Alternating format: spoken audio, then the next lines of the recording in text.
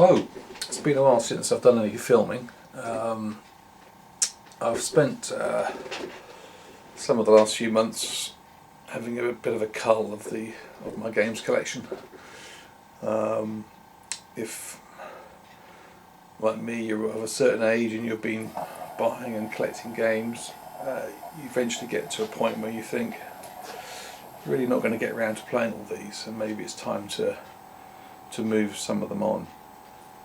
And part of that process has been to try and decide if I think I'm ever going to play them again, and if they're games that are worth keeping. And to that effect, I've actually been getting some of them out, setting them up, playing through a few turns, reading the rules and deciding this is going to get cold or this is what I'm going to keep. And just recently I have been having a go at Hell's Highway. Now this is a game that goes back, I think, to 1983. It was designed by John Butterfield, who was a guy who's still producing games and has got a pretty good reputation for designing innovative systems, and certainly for its time this was recognised as being sort of quite state of the art. If you think back to what was actually being produced in the late 70s and early 80s. Anyway, this has been sat on my shelf for a long time, and it holds the award in my game collection as being the only game that I've ever actually sold and then rebought. And but there was a certain logic in that, because in the original production of the game, the map artwork was fine, as you'll see in a while, but the counters were hard work, very small font. Even with younger eyes I used to struggle a bit with those, and really not very attractive. So I sold my copy quite some time ago, and then I became aware of somebody called Kerry Anderson on Content World, who was supplying sort of deluxe homemade counters for certain games, and one of which was Hell's Highway. So I got hold of a set, and I played this with a friend a few years ago. Not sure how far we got with it, but decided actually it's quite a clever system, and I think I'll certainly try and play it again. And then the clock rolls on and you realise you haven't played it again, and that's why I wanted to give it a go, albeit solitaire. And I have to say, I think it's a truly excellent game. So it's not going to be moved on. It's going to stay on my shelves. I'm currently playing solitaire. I've won about turn 6 or 7, and it's a very interesting system. The rules are pretty tight.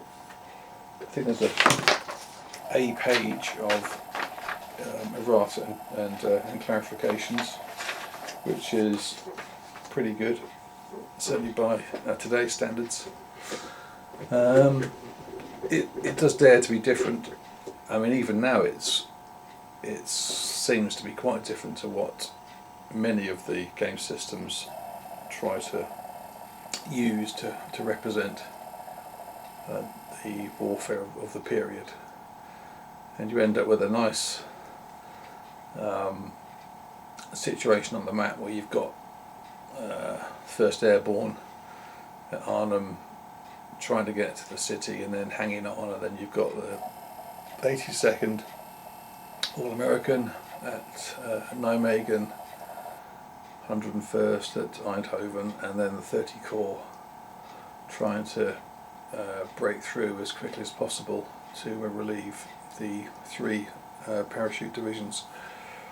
So you get essentially 4 different scenarios at the start, and it plays very well. Takes a little bit of getting used to in terms of the movement, because every hex is rated for movement points depending on the type of unit, be it motorised or non-motorised, and whether it's in combat mode or in travel mode.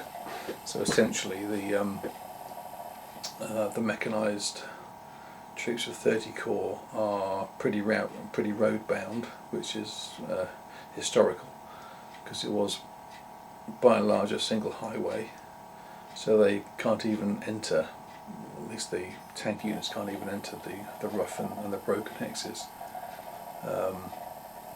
So it does really restrict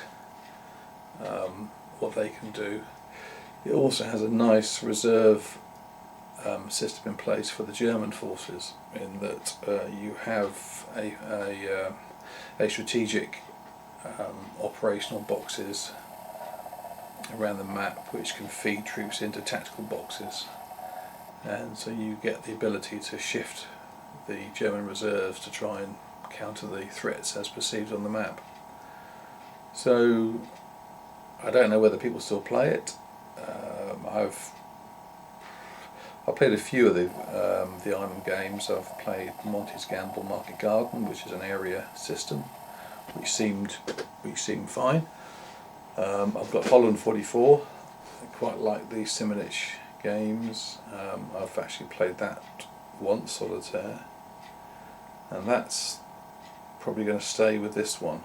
I think those two. I did have the Devil's Cauldron as well, but I found that a little bit too big and unmanageable, and I believe the system has also changed, so it's difficult to sort of retrofit the new version rules to the first release of the game, so that one's gone. But this does the job pretty well for me. It's a two-mapper. It's quite a long map. You've got, if you imagine, two maps in sort of portrait mode. A little bit of overlap, but it's just over 4 foot in length, something like 52 inches or something in length. But it's a fine game.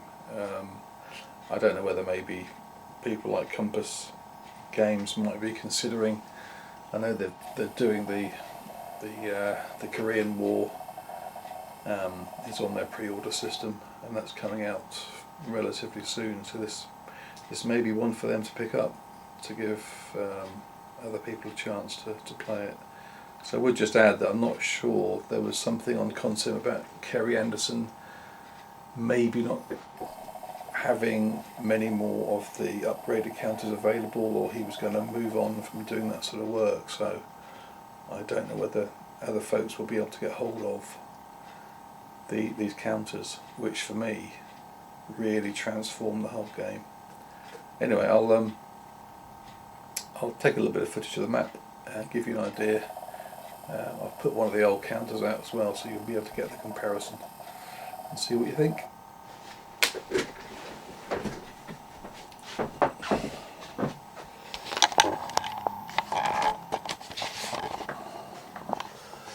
Right, this is the edge of the map with the Allied start line, and this is 30 Corps. So I'm just into turn 7 now, which is 19th of September. So we're essentially 2 days in, which is probably, the Allies are a bit behind schedule, because there's Eindhoven and was just approaching the outskirts of Eindhoven.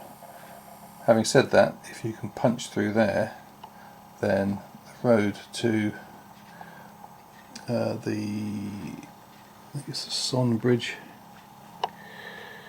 is open. There's the Son Bridge just here.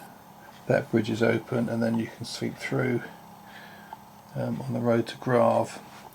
There are some German forces coming in from the top of the map, which are coming in from the 15th Army Command Reserve. So they will start to encroach on the highway. So that may be a problem. We're hoping to have punched through Eindhoven before they start to mess too much with the line of communication. through to Grave. There's also another issue just around Vagel, in that there's a camp group of Germans moved in from the other side of the map, from the 1st Parachute Army Command Reserve, and they're going to be making themselves a bit of a nuisance on the other side of the highway. Just to reflect, you'll see there I've put one of the old counters, or one of the counters that came with the game, and if you compare that with the sort of counters that are done by Kerry, I mean, you can see the transformation. They are literally worlds apart and make the game so much more playable. Nijmegen, again the 82nd are intercity fighting, trying to break through to the bridge. There's the Germans trying to hang on, which is the exact opposite, of course, what's happening up further up the highway in Arnhem. So you've got the British trying to hang on there, and the Germans trying to hang on at Nijmegen. And here you'll see 1st Airborne around the bridge with the Germans just slowly pushing their way in. They've got some artillery. Headquarters in the game can be used to assist in assault engineer support, anti-tank support, bridging and the like. So those two, the 9th and 10th SS HQs, are assisting with the street fighting around Arnhem. That's the drop zone for the 1st Airborne, and the perimeter being defended by some of the airborne forces as the Germans try to move in on the airdrop. The Polish brigade is due, but we've decided to delay their drop and to move their drop zone just a bit further south in the clear terrain. There's still a flak unit which is active. So yeah, maybe that gives you a feel of the game. There's tracks here to record casualties and supply points for all the commands in the game. It really does it all. I'm not sure there's anything else that would supersede this as a simulation of this particular campaign. So hopefully I'll push on with it, and I may do another video to see if we can relieve the boys at Arnhem.